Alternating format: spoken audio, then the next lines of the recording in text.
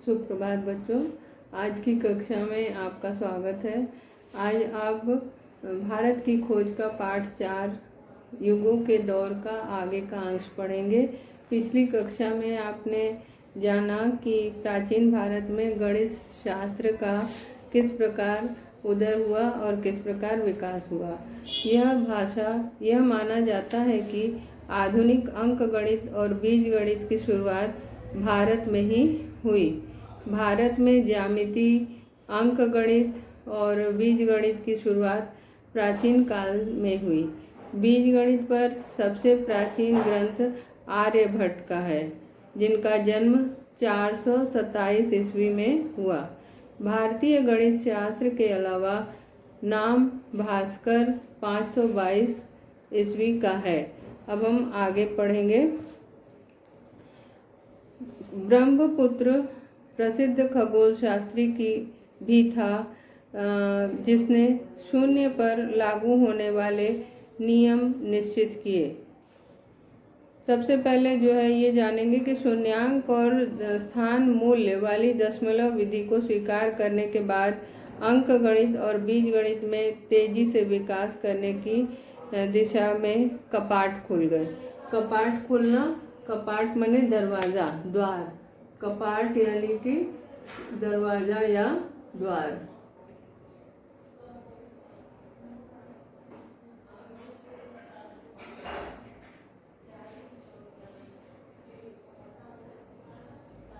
द्वार कह रहे हैं कि शून्यांक और स्थान मूल्य वाली जो दशमलव की विधि है उसको जब स्वीकार कर लिया गया, उसके बाद अंक गणित और बीज गणित में तेजी से विकास होने लगा। उसके विकास के द्वार खुल गए। बीज गणित पर सबसे प्राचीन ग्रंथ ज्योतिर्विद आर्यभट्ट का है। बीज गणित में जो सबसे प्राचीन ग्रंथ माना जाता है वह आर्यभट्ट का माना जाता है।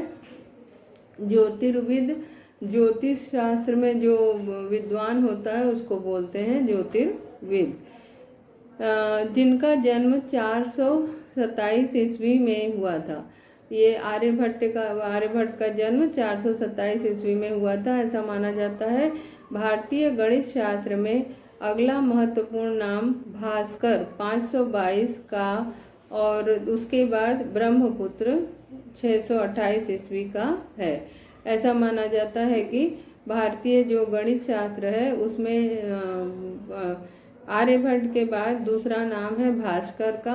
भास्कर जो कि जिनका जन्म 522 ईस्वी माना जाता है, और उसके बाद ब्रह्मपुत्र जिनका समय 628 ईस्वी माना जाता है।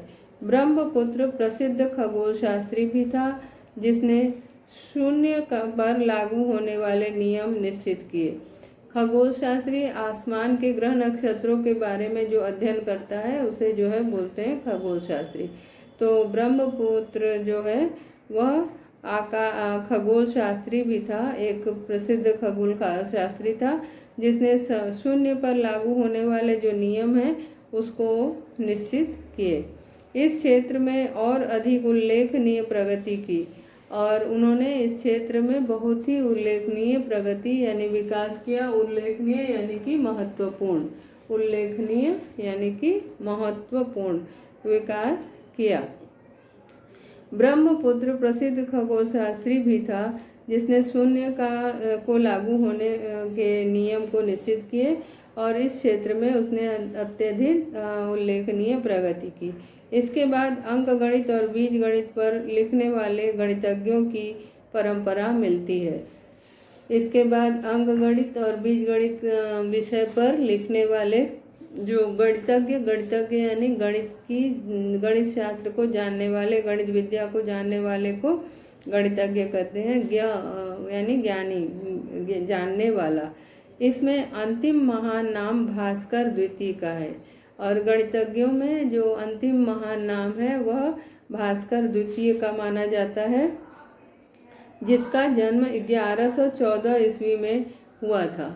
भास्कर द्वितीय का जन्म 1114 ईस्वी में माना जाता है।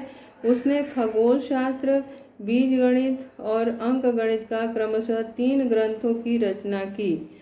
उसने जो भास्कर द्वितीय है उसकी 3 रचनाएं मिलती हैं, खगोल शास्त्र पे, बीज गणित पे और अंक गणित पे क्रमशः 3 रचनाएं उसकी मिलती हैं। 3 ग्रंथों की उसने रचना की। अंक गणित पर उनकी पुस्तक का नाम जो है वह है लीलावती। अंक गणित पर जो उन्होंने पुस्तक लिखी उसका नाम है लीलावती, जो स्त्री का नाम होने के कारण गणित की पुस्तक के लिए विचित्र सा लगता है। ऐसा माना जाता है कि ये नाम जो है लीलावती स्त्री के नाम से होने के कारण गणित शास्त्र के लिए ये नाम थोड़ा विचित्र लगता है। विश्वास किया जाता है कि लीलावती भास्कर की पुत्री थी। गोकी इसका कोई प्रमाण नहीं मिलता। पुस्तक की शैली सरल और स्पष्ट है और छोटी उम्र के लोगों की समझ के लिए उपयुक्त है। कहते हैं कि ऐसा माना जाता है, कुछ लोगों का मानना है कि लीलावती जो है वो भास्कर की पुत्री थी, परंतु इसका कोई भी प्रमाण यहाँ प्रस्तुत नहीं है। परंतु पुस्तक की जो शैली है, लेखन शैली है, वो अत्यंत सरल है और बहुत ही स्पष्ट है और छोटी उम्र के लोग भी इससे अच्छी तरह से आसानी से समझ सकते हैं। ये सुबोध शैली में लिखी गई है। इस पुस्तक का संस्कृत विद्यालयों में अब भी कुछ हद तक अपनी शैली के कारण इस्तेमाल किया जाता है। ये जो लीलावती पुस्तक है यह संस्कृत विद्यालयों में अब भी अपनी आसान शैली के कारण प्रयुक्त होता है, पढ़ाया जाता है। 8वीं शताब्दी में खलीफा अल मंसूर के राज्यकाल में 753 से 774 ईस्वी कई भारतीय विद्वान बगदाद गए और अपने साथ वे जिन पुस्तकों को ले गए उनमें खगोल शास्त्र और गणित की पुस्तकें थी। लेखक कहते हैं कि 8वीं शताब्दी में खलीफा अल मंसूर का जब शासनकाल था वो समय था 753 से लेकर 774 तक ईस्वी तक, और तब इस समय कई भारतीय विद्वान बगदाद गए थे और वे अपने साथ कुछ पुस्तकों को ले गए थे। उनमें खगोल शास्त्र और गणित की पुस्तकें मुख्य थी। इन्होंने अरबी जगत में गणित शास्त्र और ज्योतिष शास्त्र के विकास को प्रभावित किया और वहाँ भारतीय अंक प्रचलित हुए। बगदाद उस समय विद्या अध्ययन का बड़ा केंद्र था और यूनानी और यहूदी विद्वान वहाँ एकत्र होकर अपने साथ यूनानी दर्शन, ज्यामिति और विज्ञान ले गए थे। मध्य एशिया से स्पेन तक सारी इस्लामी दुनिया पर बगदाद का सांस्कृतिक प्रभाव महसूस किया जा रहा था और अरबी अनुवादों में के माध्यम से भारतीय गणित का ज्ञान इस व्यापक क्षेत्र में फैल गया था। लेखक आगे बताते हैं कि इन्होंने अरबी जो अल मंसूर के राज्यकाल में भारतीय विद्वान बगदाद गए थे, वे अपने साथ कई पुस्तक भी ले गए थे। इनमें कुछ खगोल शास्त्र की पुस्तकें थी, कुछ गणित की पुस्तकें थी। इन्होंने अरबी जगत में गणित शास्त्र और ज्योतिष शास्त्र के विकास को प्रभावित किया। इन विद्वानों ने और इनकी पुस्तकों ने अरबी जगत में गणित शास्त्र को और ज्योतिष शास्त्र को जो बहुत ही प्रभावित किया, उस पर प्रभाव डाला और वहाँ भारतीय अंक प्रचलित किए और वहाँ पे भारतीय अंक का प्रचलन हुआ। बगदाद उस समय विद्या अध्ययन का बड़ा केंद्र था। ऐसा माना जाता है कि बगदाद जो है उस समय विद्या अध्ययन का बहुत बड़ा केंद्र था और यूनानी और यहूदी विद्वान वहाँ एकत्र होकर अपने साथ यूनानी दर्शन, ज्यामिति और विज्ञान ले गए थे। जो यूनानी विद्या अध्ययन, यूनानी दर्शन, यूनानी विद्वान थे और यहूदी विद्वान थे, जो वे अपने साथ साथ यूनानी दर्शन और ज्यामिति और विज्ञान आदि के ज्ञान को ले गए थे। ज्ञान की संबंधित जो जानकारियां हैं उसको अपने साथ ले गए थे। मध्य एशिया से स्पेन तक सारी इस्लामी दुनिया पर बगदाद का सांस्कृतिक प्रभाव महसूस किया जा रहा था। उस समय इन सारे जगहों में मध्य एशिया से लेकर स्पेन तक जो इस्लामी दुनिया है वहाँ पर बगदाद का सांस्कृतिक जो प्रभाव है उसे महसूस किया जा रहा था। मतलब वहाँ सभी जगह से बगदाद का प्रभाव, सांस्कृतिक प्रभाव ने उसमें छाप छोड़ी थी। और अरबी अनुवादों के माध्यम से भारतीय गणित का ज्ञान इस व्यापक क्षेत्र में फैल गया। कह रहे हैं कि ये जो अरबी अनुवाद हुए, अनुवादों के माध्यम से जो भारतीय गणित है उसका ज्ञान इसका व्यापक क्षेत्र में फैल गया। व्यापक यानी कि फैलना, दूर दूर तक फैलने को व्यापक, दूर तक फैलने को व्यापक बोलते हैं। तो जो अरबी का ज्ञान, गणित का ज्ञान, भारतीय गणित का ज्ञान है वो दूर दूर तक के क्षेत्रों में फैल गया।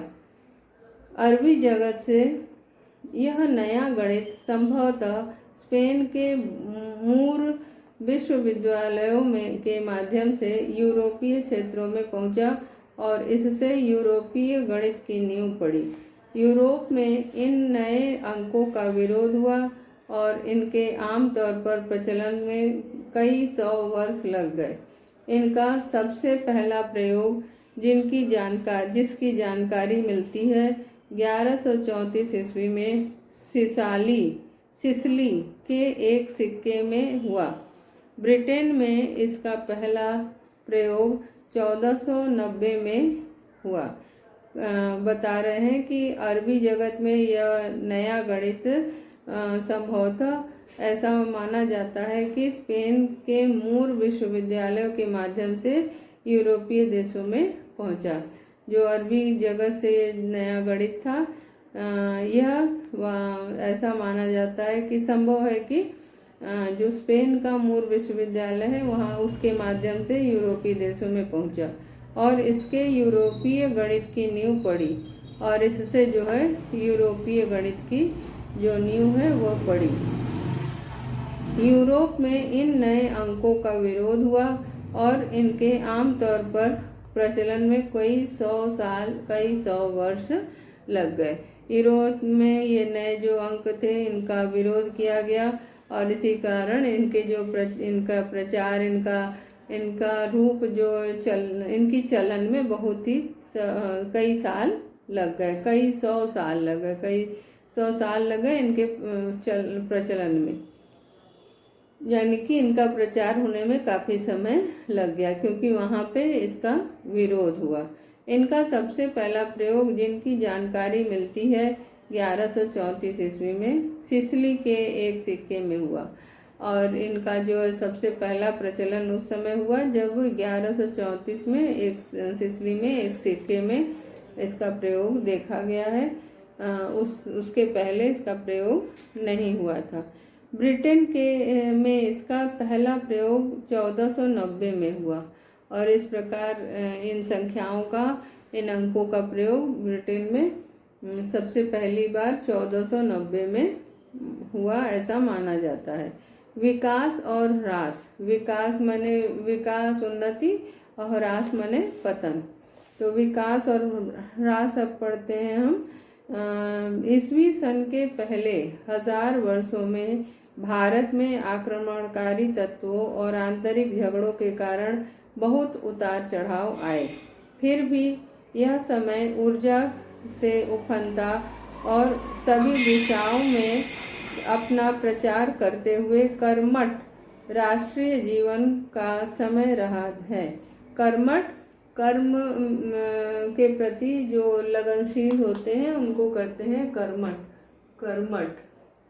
कर्मठ यानी कि कर्म में लगनशील जो होते हैं,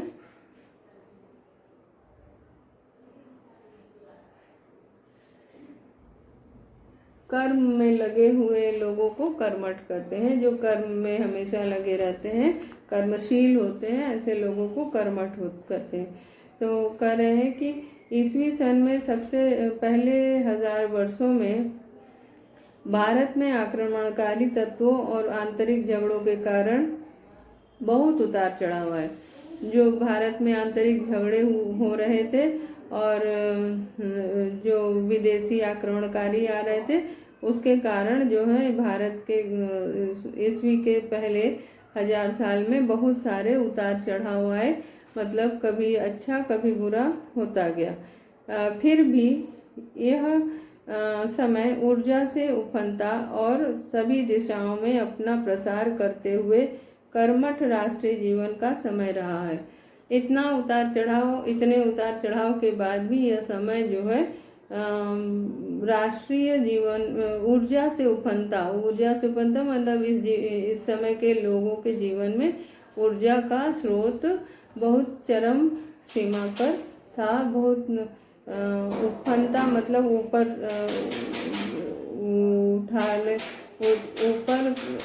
उफनता हुआ। ऊर्जा से उफनता यानी कि पूरे जोश के साथ आगे बढ़ने के लिए प्रयत्न करता रहा और आगे बढ़ता रहा। अर्थात आक्रमणकारी तत्वों और आंतरिक कलह के बावजूद भी सभी दिशाओं में अपना प्रसार करते हुए ईरान, चीन, यूनानी जगत, मध्य एशिया में अपनी शक्ति को भारत ने बढ़ाया। भारतीय उपनिवेशों की स्थापना कर सभी क्षेत्रों में विकास किया और गुप्त काल को इसी कारण से स्वर्ण काल कहा जाता है। भारत के इतिहास का स्वर्ण काल माना जाता है। परिणाम स्वरूप भारतीय उपनिवेशों की जो स्थापना हुई और उनकी सीमाओं का विस्तार हुआ, इन 1000 वर्षों के बीच के समय में यानी 4वीं शताब्दी के आरंभ से लेकर 6वीं शताब्दी तक गुप्त साम्राज्य समृद्ध हुआ। माने गुप्त साम्राज्य का प्रसार बड़ी जोर शोर से हुआ और यह भारत का स्वर्ण युग कहलाता है। इसी कारण गुप्त काल जो है भारत का स्वर्ण युग कहलाता है। इस युग के संस्कृत साहित्य में एक प्रकार की प्रगति, एक प्रकार की प्रशांति, आत्मविश्वास और आत्माभिमान की दीप्ति और उमंग दिखाई देती है। यदि हम देखें तो ये देख सकते हैं कि इस समय का जो संस्कृत साहित्य था उसमें एक प्रकार की प्रशांति यानी कि दूसरे को शांति प्रदान करने वाला, उसके अंदर एक शांति प्रदान करने की क्षमता है। और दूसरी बात, उसमें एक प्रकार से आत्मविश्वास है और आत्माभिमान, अपने अपने ऊपर गर्व है। उसकी जो ज्योति है, आत्माभिमान की ज्योति है, दीप्ति यानी ज्योति हमें दिखाई देगी। स्वर्ण युग के समाप्त होने के पहले ही कमजोरी और ह्रास के लक्षण भी प्रकट होने लगते हैं। यदि हम देखें तो हमें पता चलेगा कि स्वर्ण युग के समाप्त होने के थोड़े पहले से ही भारत में जो है उसकी अवस्था है उसमें ह्रास के लक्षण हमें दिखाई देने लगेंगे। ह्रास यानी कि पतन, ह्रास यानी कि पतन।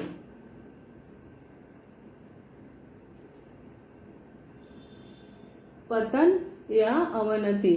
तो यदि हम देखें तो स्वर्ण युग के समाप्त होने के पहले ही हमें भारत की जो दशा है उसमें ह्रास यानी पतन के लक्षण दिखाई देने लगेंगे।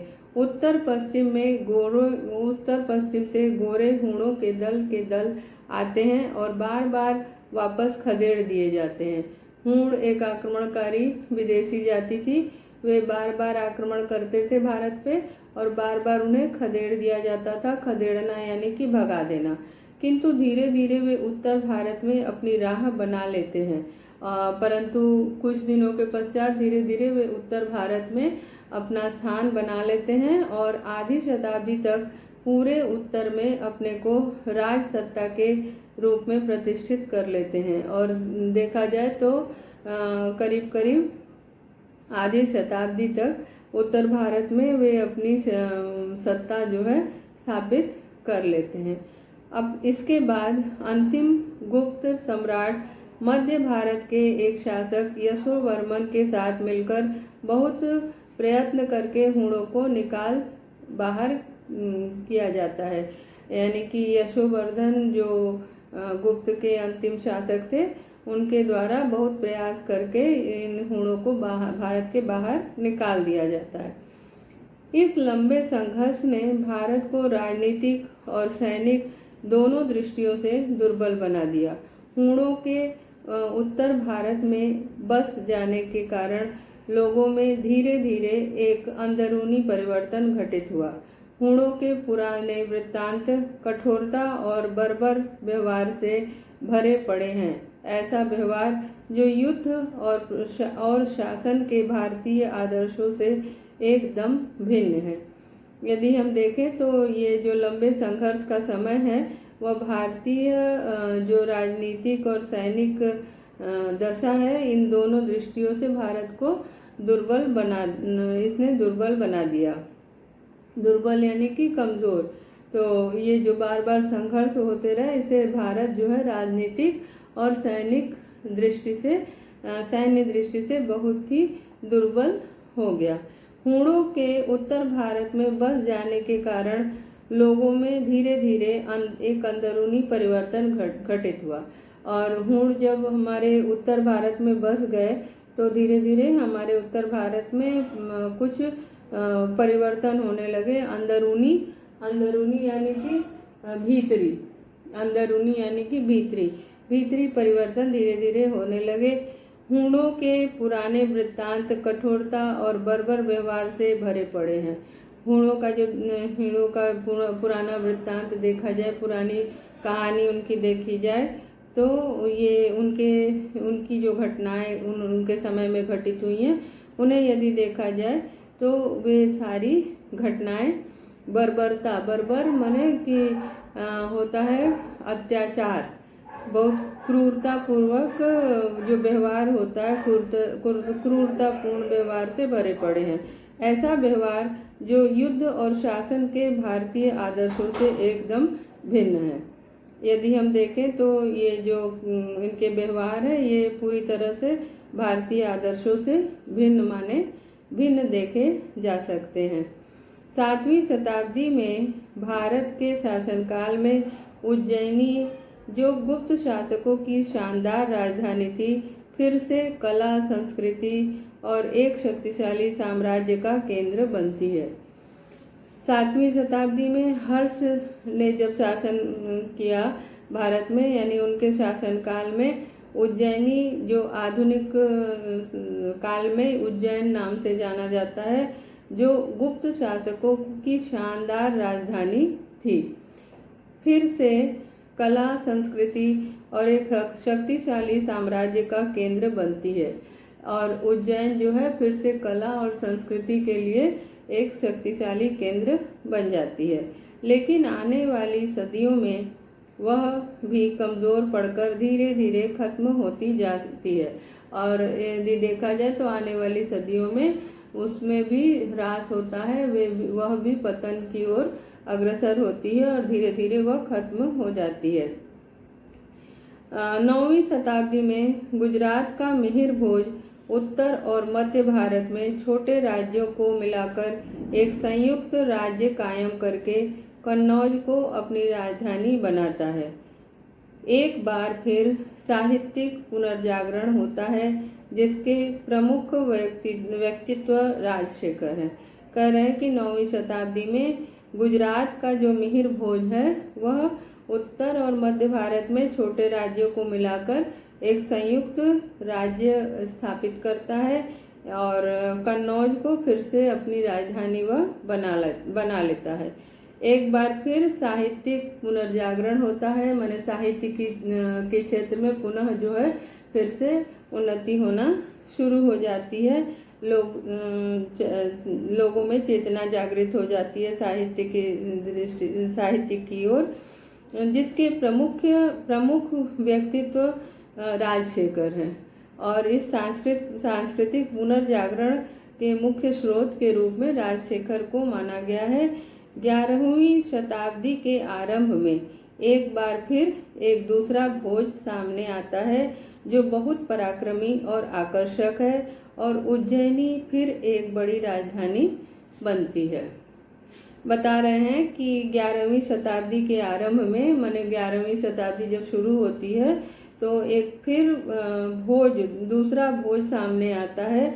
भोज नामक राजा जो है सामने आता है, जो बड़ा ही पराक्रमी यानी कि वीर है और बड़ा ही आकर्षक है। और उज्जैनी फिर से एक बड़ी राजधानी बनती है। उसके संरक्षण में उज्जैनी फिर से एक बड़ी राजधानी बन जाती है। यह भोज बड़ा अद्भुत व्यक्ति था, जिसने अनेक क्षेत्रों में प्रतिष्ठा हासिल की। ये जो भोज नाम का राजा था, ये जो है बड़ा ही अद्भुत व्यक्तित्व वाला व्यक्ति था, बड़ा ही आकर्षक था और साथ में इसके अंदर एक अद्भुत व्यक्तित्व था, जिसके कारण यह जो है अनेक क्षेत्रों में इसने प्रतिष्ठा हासिल की, यानी इसका नाम सभी जगह जाना गया, इसको कीर्ति मिली, यश मिली। वह वैयाकरण और कोशकार भी था। वह व्याकरण वेत्ता यानी वैयाकरण यानी व्याकरण को जानकार, वैयाकरण यानी कि व्याकरण वेत्ता, व्याकरण का जानकार यानी कि व्याकरण वेत्ता। वह जो है एक व्याकरण का जानकार व्यक्ति था और साथ साथ कोशकार भी था, मैंने शब्दकोश भी उसने बनाया। साथ ही उसकी दिलचस्पी भेषज और खगोल शास्त्र में थी और इसके साथ ही उसकी जो रुचि थी वह भेषज यानी कि जो दवा बनाते हैं आयुर्वेद की, यानी कि जो पेड़ पौधे से लेकर के जो दवा बनाते हैं उससे जो है उसमें उसकी रुचि थी। और साथ साथ में उसकी जो रुचि जो थी वो खगोल शास्त्र में भी थी, यानी कि आकाश और ग्रह नक्षत्र से जो संबंधित शास्त्र है उसके संबंध में, उसमें उस विषय में भी उसकी रुचि थी। उसने इमारतों का निर्माण कराया और कला एवं साहित्य का संरक्षण किया। इसके संरक्षण में बहुत सारी इमारतों का निर्माण हुआ और इसने कला साहित्य का भी संरक्षण किया, कला साहित्य को भी आगे बढ़ाने का कार्य किया। उसको भी उन्होंने उन्नति की ओर ले जाने का प्रयास किया।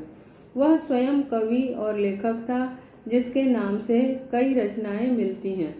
ऐसा माना जाता है कि वह स्वयं कवि और लेखक था और इसके नाम से बहुत सारी रचनाएं भी प्राप्त होती हैं। उनका नाम महानता, विद्वता और उदारता के प्रतीक के रूप में लोक कथाओं और किस्सों का हिस्सा बन गया है। इनका जो नाम है वह इनकी महानता और इनकी विद्वता माने कि जानकारी किसी भी विषय में इनको बहुत ही ज्ञान था और इनकी साथ साथ इनके अंदर उदारता थी। उसके प्रतीक के रूप में बहुत सारी लोक कथाओं में, कहानियों में इनका नाम इस प्रकार से प्रसिद्ध हो गया और अभी भी जाना जाता है। इन तमाम चमकदार टुकड़ों के बावजूद एक भीतरी कमजोरी ने भारत को जकड़ रखा है, जिससे उसकी राजनीतिक प्रतिष्ठा ही नहीं बल्कि उसके रचनात्मक क्रियाकलाप भी प्रभावित होते दिखाई पड़ते हैं। इस काल में इतनी ज़्यादा समृद्धि हुई, इतना ज़्यादा साहित्य को, कला को सभी क्षेत्र में आगे बढ़ाया गया। उतना होने के बावजूद हमारे भारत में कुछ भीतरी कमजोरी थी, अंदरूनी कमजोरी थी, जिसने भारत को जकड़ के रखा था और जिससे उसकी जो राजनीतिक प्रतिष्ठा है, प्रतिष्ठा ही नहीं बल्कि उसके रचनात्मक क्रियाकलाप भी प्रभावित हुए। यानी कि इस अंदरूनी कमजोरी ने भारत की राजनीतिक क्रियाकलाप और रचनात्मकता दोनों को प्रभावित किया, दोनों पे अपना प्रभाव दिखाया। यह प्रक्रिया बहुत धीमी गति से बढ़ती रही और इसने दक्षिण भारत की तुलना में उत्तर भारत को जल्द प्रभावित किया। और जो ये अंदरूनी क्रियाकलाप के ह्रास की प्रक्रिया है, यह जो है धीरे धीरे चलती रही और दक्षिण भारत की तुलना में उत्तर भारत में इसका प्रभाव विशेष रूप से दिखाई दिया। वस्तुतः दक्षिण आक्रमणकारियों के लगातार हमलों का मुकाबला करने के दबाव से बचा रहा। देखा जाए तो दक्षिण भारत जो है वह आक्रमणकारियों के लगातार हमलों से जो सामना करने का जो दबाव है उससे बचा रहा। उत्तर भारत की अनिश्चित स्थितियों के बचाव के लिए बहुत से लेखक, कलाकार और वास्तुशिल्पी दक्षिण में जाकर बस गए। उत्तर भारत में जो ये अनिश्चितता की स्थिति थी इससे बचने के लिए बहुत सारे हमारे लेखक, कलाकार और वास्तुशिल्पी जो थे, जो वास्तुकला के मर्मज्ञ थे, जानकार थे, वे जाकर के दक्षिण भारत में बस गए और दक्षिण में प्रभावशाली राज्यों ने इन लोगों को रचनात्मक कार्य के लिए ऐसा अवसर दिया होगा जो उन्हें दूसरी जगह नहीं मिला। और इस प्रकार उनको वहाँ पे इतनी प्रसिद्धि मिली, इतना उनको उत्साह दिया गया, इतनी प्रेरणा दी गई जैसा कि दूसरे जगह पे उन्हें नहीं प्राप्त हुआ। अब शेष अगली कक्षा में पढ़ेंगे। धन्यवाद।